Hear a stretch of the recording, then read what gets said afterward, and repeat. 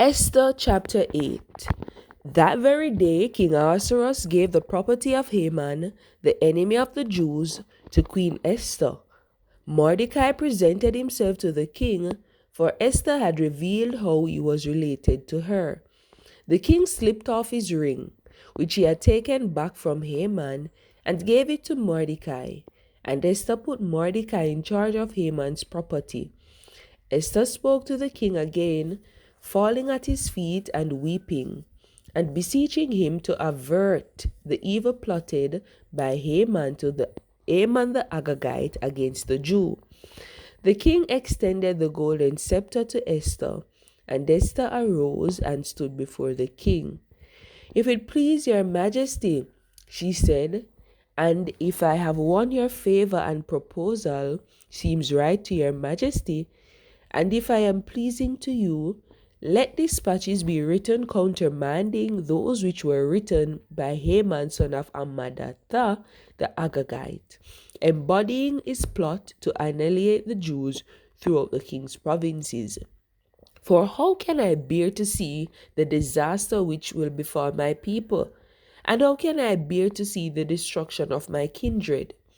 Then King Ahasuerus said to Queen Esther and Mordecai the Jew, "I have given Haman's property to Esther, and he has been impaled on the stake for scheming against the Jews.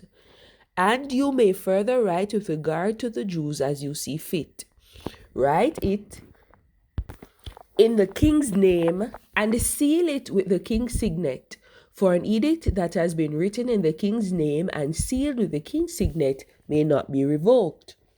So the king's scribes were summoned at that time, on the 23rd day of the third month, that is the month of Sivan, and letters were written, at Mordecai's dictation, to the Jews and to the satraps, the governors and the officials of the 127 provinces from India to Nubia, to every province in its own script, and to every people in its own language, and to the Jews in their own script and language.